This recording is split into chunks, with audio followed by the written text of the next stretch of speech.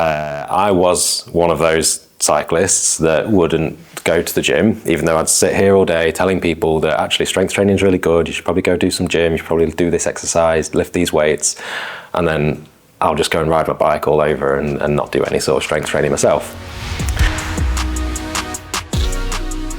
Welcome back to the Talk It Out podcast. My name's Dan from UK Bike Fit, and today we've got Jen, our other physio and bike fitter with UK Bike Fit. And today we're going to talk about the one main thing that I think a lot of cyclists are missing in their training, in their life, that has a massive impact on performance and health and injury prevention and aches and pains on the bike.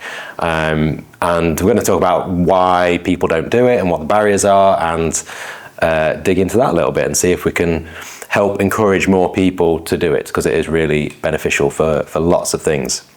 So, Jen, we're going to talk about the gym and why the gym, or just strength training in general. Yeah.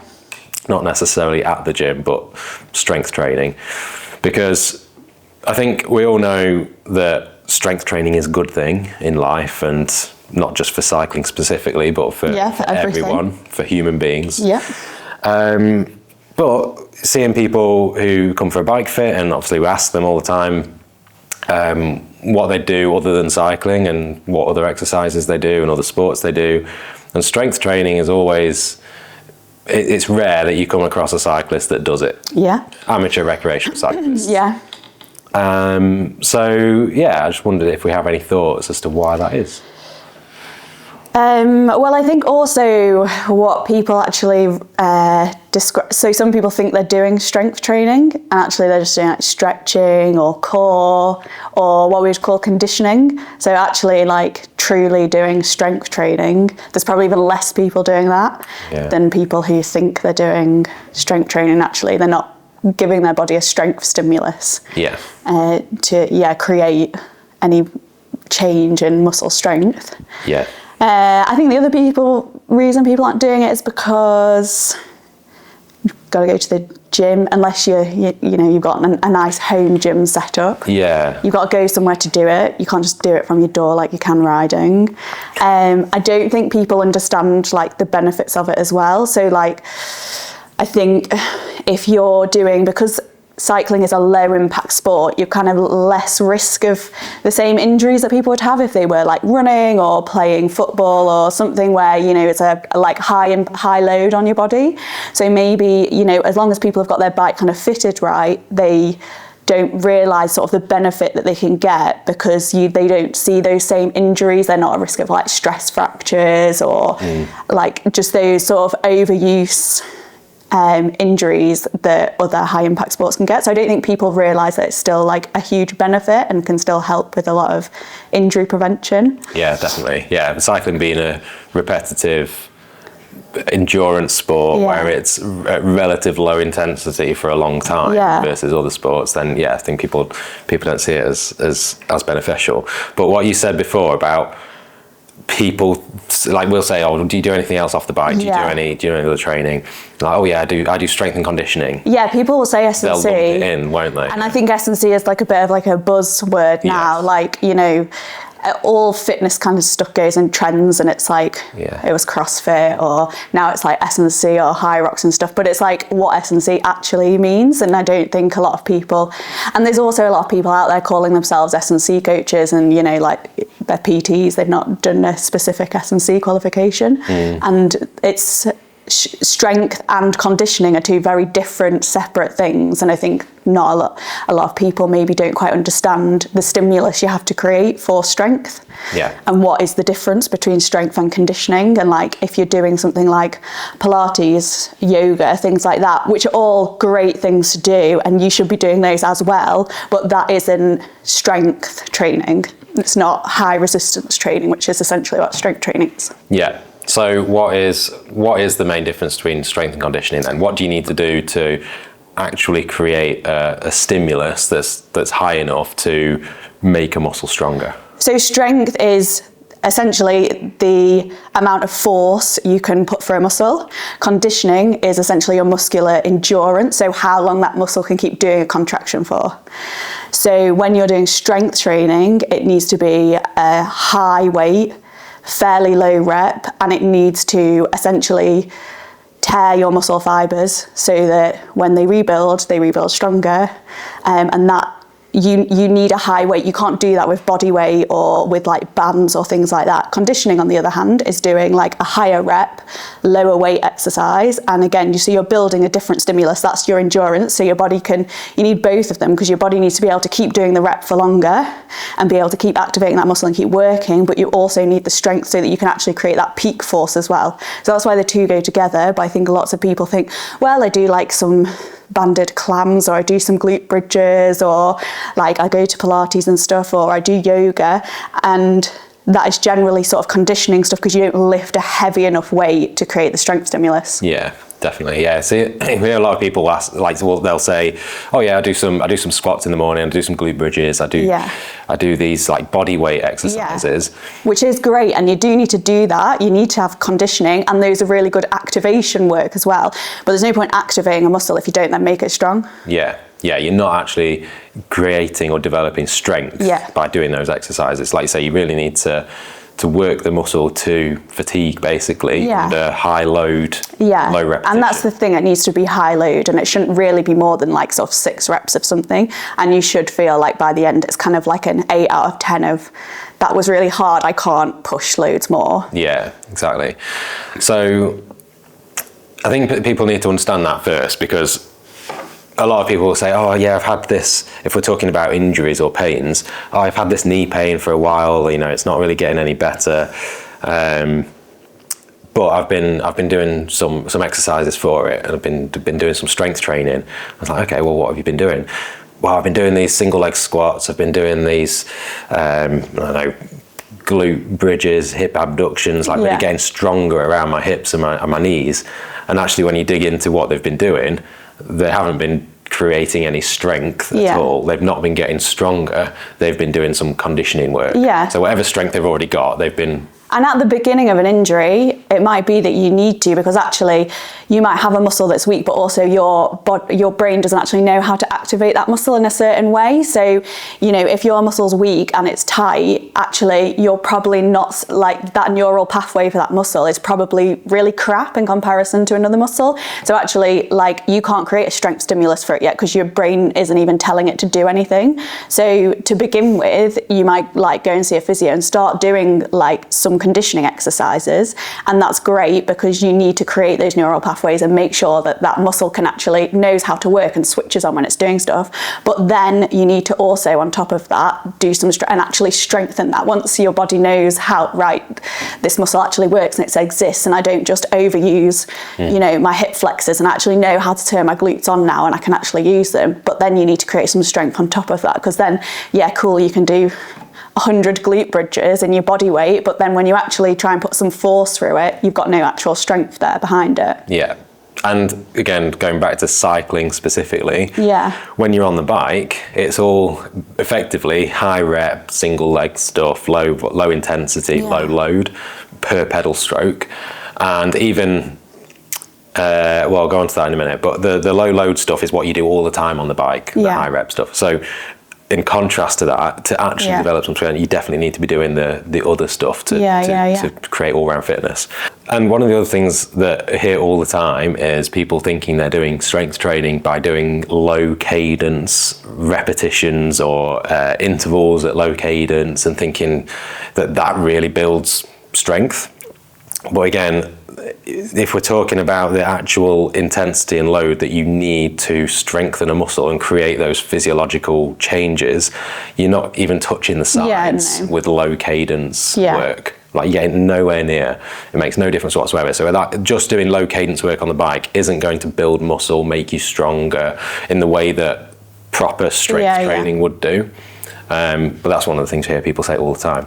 Yeah, I think that's quite historical in cycling. Like, I've heard even cycling coaches say that this is a strength workout. It's not. No. So why is strength training is so important to cyclists then? What's the actual benefits physiologically? What changes do we want to make in a cyclist that is going to help them prevent injury, increase performance, and just be a fitter, healthier? Well, those are all the reasons. You're just saying them. So, like, what changes are actually wanting to make, and then why are cyclists so prone to being weaker in terms of strength? Well, I think a lot of people just don't realise the benefits of it, and don't realise that even if you're just you just cycle for pure enjoyment and it's part of your like fitness, it's not just about performance. Like strength training, if you're a sprinter or you're doing crit races and stuff, you will see an increase in your power. If you've got higher strength, you will be able to come out of the corners quicker. You should work on that. So like I've been working with Morgan on her strength stuff for like 6 months now, and her coach said that her track starts are the best he's ever seen, because she has that ability now to push that really high power, because she's increased her strength in those muscles that you need from a standing start. But then there's also just things like there's reduced injury prevention, because actually if your body's stronger, you're able to hold that position. So if you're an endurance rider, a lot of people think, well, I'm doing something for endurance, I don't need to be strong.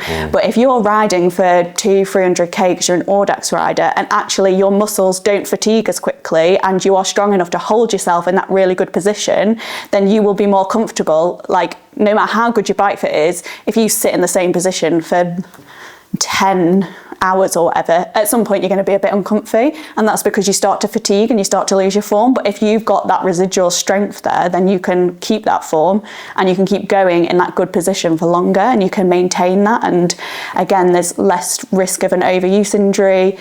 There's also huge benefits for increased bone density. So cyclist it's a low impact sport. You need impact to create the change in your bone marrow to increase your bone density. So generally quite a lot of cyclists actually have poor bone density, and women are especially more at risk of that. We have a lower bone density than men in general, and then when women go through menopause, they lose up to a third of their bone density. And all the research now, so most research that has been done on like strength and conditioning training, it's all based on white 70 kilogram males, but there's lots of research coming out now that the best way for women to not lose their bone density to as high a level when they go through menopause is to do high resistance training. So it benefits everyone. Yeah. Great. Yeah, for sure. Bone density is one of those that I was going to mention as well, because that is one of the best ways to increase your bone density is to lift some heavy weights. Yeah. And create those changes within the bone to prevent injury. So when you do come off or crash, you don't break a bone. Yeah. Like someone. And we all, like everybody, whether you're male or female, when we get past 30, everybody's bone density starts to decrease anyway. Women sadly, at a more rapid rate than men, but men are still at risk as well. And if you're not doing anything, like, cycling is your only sport and you don't do any running or anything else where you're sort of impacting on your bones, then you need to be doing that to maintain that bone density. Because otherwise you can be as fit as you like, but when you're older, you're probably cycling to keep yourself fit and for longevity. And then when you're older and you fall over and break your hip, like that, you could have avoided that by doing all the strength training instead. Yeah, or even when you're not older. That's the case, maybe. You're not older. Because, so obviously we've spoken about why strength training is important, how it helps physiologically, and why it's good for life. Now we'll talk about why people don't do it, or cyclists don't do it in particular. And I'm going to talk about me. Yeah. Because I was one of those cyclists that wouldn't go to the gym, even though I'd sit here all day telling people that actually strength training is really good, you should probably go do some gym, you should probably do this exercise, lift these weights, and then I'll just go and ride my bike all over and not do any sort of strength training myself. But for people who don't know, I had an accident in September last year, so about 6 months ago, where I did come off my bike and unfortunately did break my hip pretty badly, and I've had surgery since then. But as part of the recovery process and rehab for that, I am now going to the gym pretty regularly. Whereas before that, I was definitely one of those cyclists that I wouldn't go. I know. Why did you not go to the gym? Well, this is it. I knew that I needed to. You did, because you used to talk about it all the time. Yeah, I used to talk about it but not do it. I knew that I needed to. I knew what the benefits were. I knew it would help with X, Y, and Z, but I still wouldn't go and do it. And I think for me personally, it was a bit of like time and life, because like going to the gym to actually do your workout involves money. You've got to pay for your membership or pay for the use of the gym. It involves time, so you've got to go to the gym, get changed, like do all your, like do your exercise, shower after, change, leave the gym, go to work or wherever you're going. Like there's a time thing there where it could take, if you do a gym session that's an hour and you've got half an hour commute to the side, it could take a couple of hours to actually do your gym session. And I think a lot of cyclists would think, well, I'd just rather ride my bike for 2 hours. I actually, in COVID, we had a garden gym and I absolutely loved it. Yeah, great. So if you've got like that luxury, then that takes that out of the equation. Yeah. People who've got home gyms and equipment at home, then that's great. But for me, I didn't have that, and that was and that is expensive as well. It is expensive. Space and time, It is expensive, but on that, I would say, so gym memberships differ in prices, right? Yeah. I'll say I've paid £450 for a year at my local gym. Yeah. Which is probably on the cheaper side of gyms. It's probably like below average, so it gets a lot more expensive than that potentially. However, in the grand scheme of things, £450 to do a year. If you can afford to, I mean, we don't have space now, and I was just lucky that during COVID, because I was on a funded program, like basically the English Institute of Sport like just gave us loads of the equipment out of the gym, so they just split it all up between athletes, and then we used it, and I literally used wheelie bins as my squat rack. So I was lucky that I could have loads of equipment. But I think if I had the space, if I had like a garage or something, and if you have that initial, like it's a lot of initial money, but then I think in the long term, like you're gonna use that forever, I'd 100% get home gym. Yeah, if you can.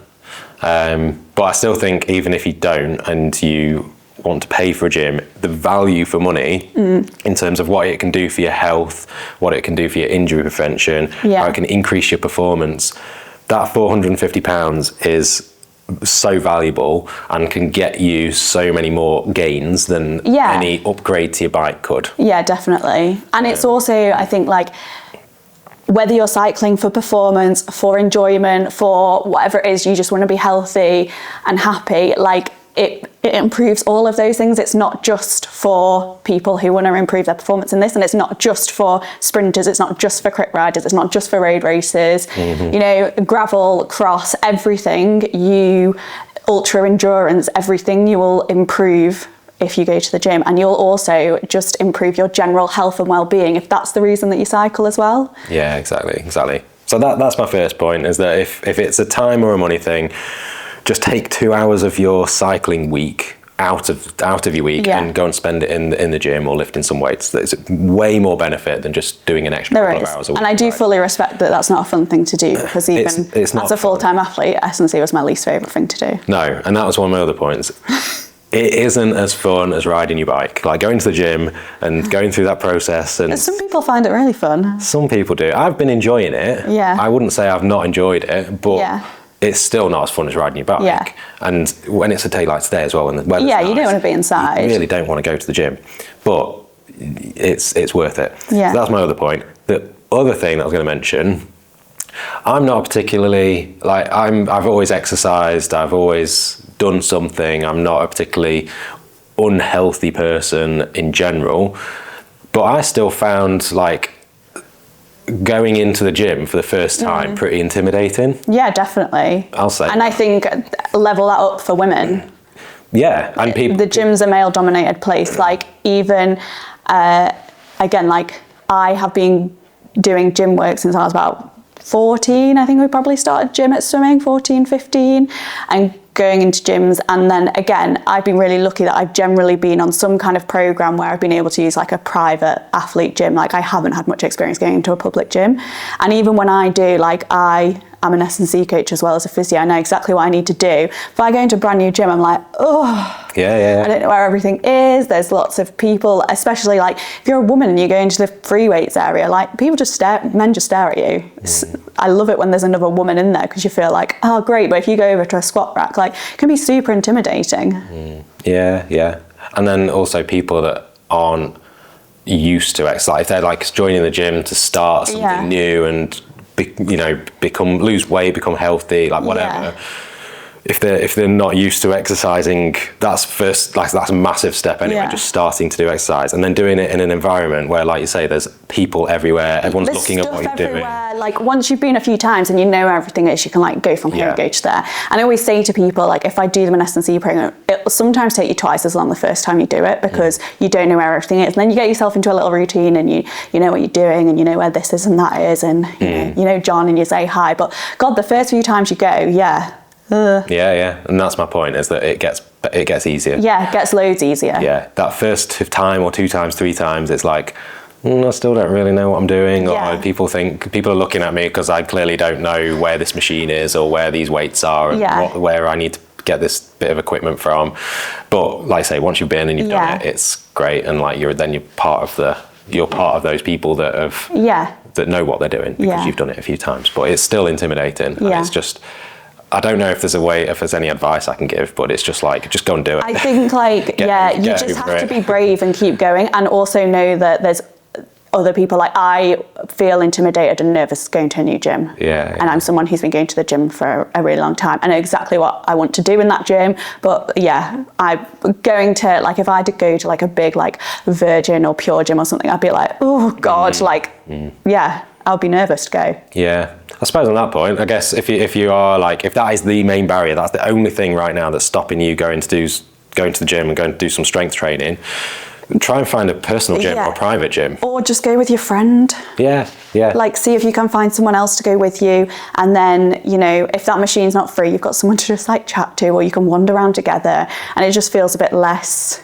Or like join a gym that somebody you know goes to, and then you've got somebody there, but also like you're just going to have to be brave and just go for it. And then the next time it'll be fine. It'll be better. Yeah. What can people do if they are like, they want to start the gym, they know they need to do some strength training, but they don't know what routine to do or what exercises they need to do specifically? What's the best way for them to start? So I would say like a general rule of thumb for like just sort of a generic gym program that anybody could follow. Like when you first go in, you need to do some kind of like warming up. So some people like to do a little run on the treadmill, maybe there's a static bike or a watt bike. You just need to do 5 or 10 minutes to get yourself like moving. And then, but also do some other like warming up-y exercises, because you're probably going either at the end of the day where most people been sat at their desk, or first thing in the morning where you've been asleep, so you've just been laid down. So some kind of like some stretchy kind of mobility movements for like your lower back, your thoracic. Most people thoracic, that middle bit of your spine is really stiff. Most cyclists have got pretty tight hips, so some kind of like general hip mobility. And then I always like to do a few like what we call plyometric exercises, so just like little jumps, and again that's just like getting your body ready to do things. So you could do, just do a few like box jumps, or even just like pogo jumps on the spot. Because I was pretty lucky, because I have a Jen to tell me what to do. And that, if you're a cyclist and you are thinking about doing some strength training, a bike fitter, I mean, you do strength and conditioning training, you're coaching, and so you're well versed in that anyway. But a bike fitter who is well versed in that, or a physio like us, they are good people to talk to, because we can point you in the right direction. And if there is anything specific about your body that needs to be worked on or developed, we can assess that and help you know what to do. But then, so after you've done like your warm up, that's the best time to then do your like strength bit of training. And essentially you can't spend the whole time in the gym doing strength, because once you've done a little bit of strength, you've fatigued your muscles so much. If you keep going, like if you do it properly, you're not actually building any strength anymore, because your muscles are too tight. So you only need to do like 2 sort of pure strength exercises, and I like to do mine back to back, but some people that's just to save time and because I like to get in and get out, but some people might need a bit of time in between. So for most cyclists, you would do some kind of lower limb big strength exercise. So that would be with a heavy weight, something like a squat, a glute bridge, a deadlift, something like that. Pretty heavy, 5 reps or so of that, 3 or 4 sets. And then I would usually do that with a strength exercise that's then a one-legged exercise. So then the thing with a double leg exercise is you can get a really high strength stimulus. But then if you do have a weakness on one side, you'll kind of overcompensate. So then if you couple that with something that's a single leg exercise, so something like a rear foot split squat or like a really heavy like step up, something like that. And riding a bike, people forget, is a single leg exercise. Exactly, everything's single leg. You walk single leg, like you're running, you're landing on one leg. So yeah, you could just do 2 exercises like that, high, like again, 8 out of 10. And then you can do some sort of conditioning exercises. If you want to do any upper body stuff, again, you can just choose 2 things and generally do like a push and a pull, because then you will be working, you know, your muscles work usually as pairs. So then if you do a push and a pull exercise, you've generally worked like both sides of your body and you've worked the muscles in a pair. So like a shoulder press and a row or something like that. Yeah. And then for conditioning stuff, that's when you're doing like the lower weight, higher rep stuff. And again, if you know you've got a specific weakness somewhere, so you know your glutes are weak, you could focus on doing that. So, you know, you could do some like kettlebell swings, or again a one-legged thing. So that's when you could do your one leg squats, or you could do like a single leg like deadlift, something like that. For anyone who's listening who's running, just put calf raises in somewhere, please. And then I would always finish off with some kind of like core stuff. So a lot of physios don't like using the word core. I'm not bothered about it. But what we don't mean is just like your abs. Six-pack abs. So like, yeah, don't just do sit-ups. No. So again, do something that's fairly specific to your sport. So in cycling, you need to like maintain a good position where your sort of core, so when we're talking about your core, it's more like the core set of muscles that go around here. You need to maintain that while your legs are moving. So do something like that where you have to keep your core fixed and move your legs. So you can do something like dead bugs or flutter kicks or even planks, and then a plank where you're like moving your legs, and you know, do stuff where you're moving your arms and your legs and you're keeping your core fixed. And there's a program. Yeah. So definitely like use someone who knows. But also there's loads of apps out there now. Yeah, there are. I used an app to get some like ideas for exercises to do initially, and then once I had some ideas, I'd sort of made my own sort of thing up, and with your help, obviously. But use an app, like there's loads of free ones out there that you can just get some like inspiration from to just do some exercises, and just pick a few that you might enjoy and do those. Because I think the first, again, starting off at the gym, if you just do something that you enjoy to start with, before worrying about what specific program should I be doing, or how many sets, how many reps, you know, there's no exact science to it. Just do something that you find fun and enjoyable, because then you're more likely to get into a habit and a routine. Exactly. And then you can get a bit more serious with your program if you want to. Yeah, but essentially if you do something that's double leg, something that's single leg, do some stuff really heavy and then do some stuff a little bit lighter, like simple as that. You're done. Yeah. Cool. So I hope that's helped some people sort of have a think about like whether they think that they need to incorporate strength training into their life, whether you're training as a cyclist and you just want to do it for performance or for health reasons like bone density that we've mentioned and general longevity of being able to exercise into your latter years. If anyone has any comments about why they do or don't do strength training, please leave them in the comments down below, because we're really interested to hear like what people are finding like being the barrier to doing strength training. But otherwise, any other comments on what you'd like to see in future podcasts, that would be really useful. We'll see you in the next one.